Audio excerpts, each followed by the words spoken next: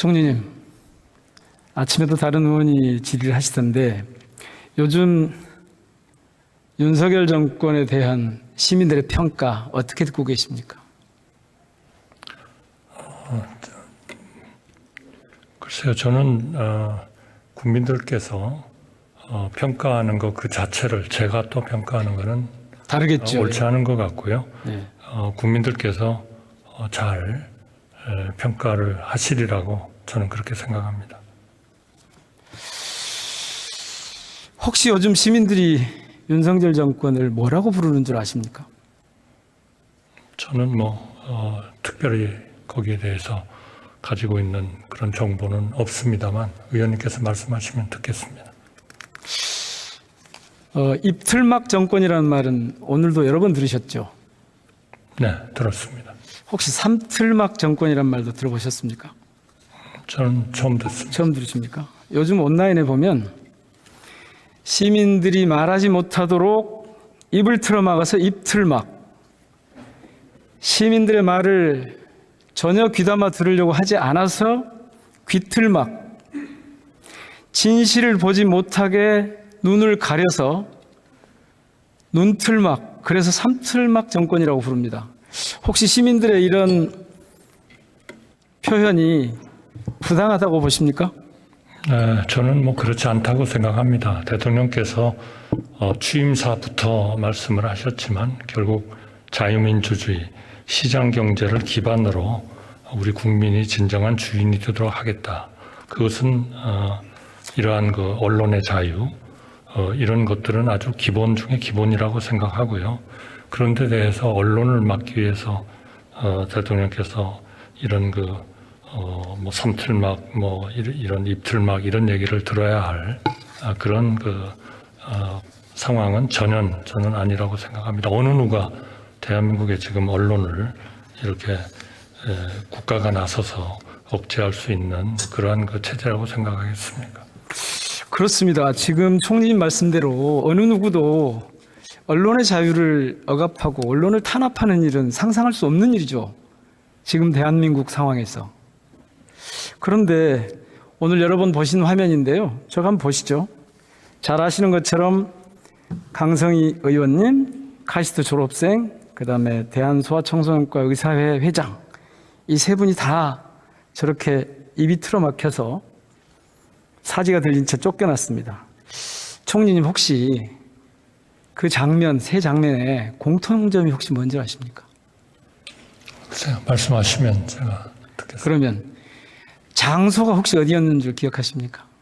그건 당연히 국가 원수로서 대통령을 제대로 경호를 하고 보호해야 할 그런 다중에게 노출된 그런 장소 아닌가 싶습니다.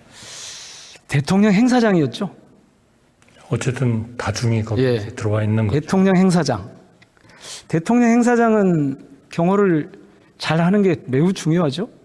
네, 특히 요즘 더 그런 것 같습니다. 그런데 조금 전에도 총리님 말씀하셨지만 윤석열 대통령의 국정 운영의 핵심 가치는, 제일 중요한 가치는 이른바 자유라고 그러셨죠. 네, 저도 그렇게 믿습니다. 그렇게 알고 계시고요. 혹시 근래에 이 기조가 자유에서 억압적으로 혹시 바뀐 겁니까? 전혀 그렇지 않습니다. 전혀 바뀌지 않았습니까? 네.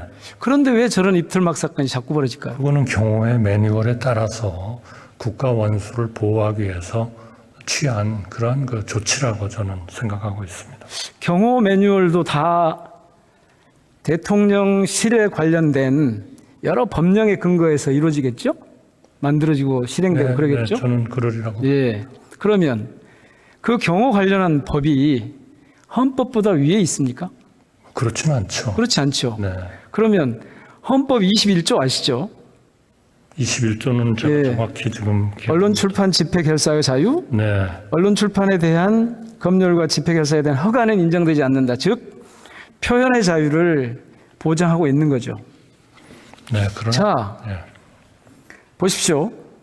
경호 근거로 헌법에 보장된 언론의 자유를 지키지 않는 상황이 됐거든요.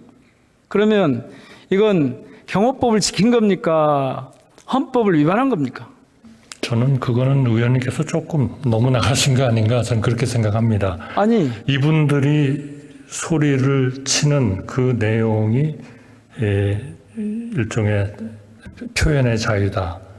이렇게 생각하니까 그것이 표현의 자유니 어떠한 상황에서도 대통령을 경호하는 것을 목적으로 하고 있는 그런 경호하시는 분들이 그것을 하나의 대통령에게 접근되는 그러한 하나의 문제라고 판단하는 것 자체하고 대통령께서 그런 얘기를 하는 것을 막는 이런 언론의 자유를 제한하는 것하고는 전혀 저는 다른 얘기라고 생각합니다. 만약 이분들이 무슨 칼럼을 쓰셨거나 뭐 이런 걸 통해서 그런 거를 충분히 전달할 수 있는 거라면 그 현장에서 경호처가 이거를 경호 매뉴얼에 따라서 하나의 그런 조치를 해야 할 그런 걸로 안 받겠죠.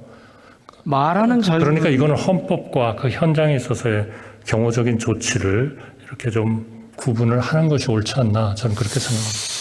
말하는 자유를 그렇게 좁혀서 생각하시면 그러면 정말 인식차가 큰 건데요.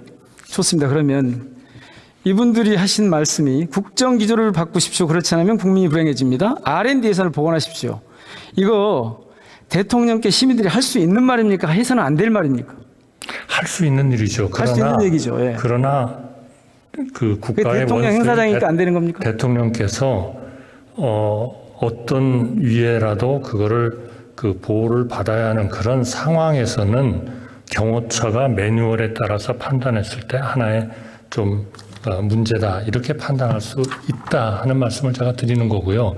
그러니까 이것이 그분이 언론에다가 얼마든지 이런 문제를 쓰시고 하는 그런 표현의 자유에 대해서 누가 아무 얘기도 안 하죠. 그러나 현장에서 이것이 경호적인 어떤 문제를 일으키면 그것은 경호처가 그런 판단을 할 수 있겠다. 경호처의 제가 판단은 대통령께 위해 요소가 되느냐 안 되느냐겠죠? 그렇습니다. 그러면 이 말이 대통령을 위해하는 요소가 됩니까? 저는 경호처가 판단을 했을 수 있다 그렇게 생각합니다. 그 경호처의 판단이 절대적인 기준입니까?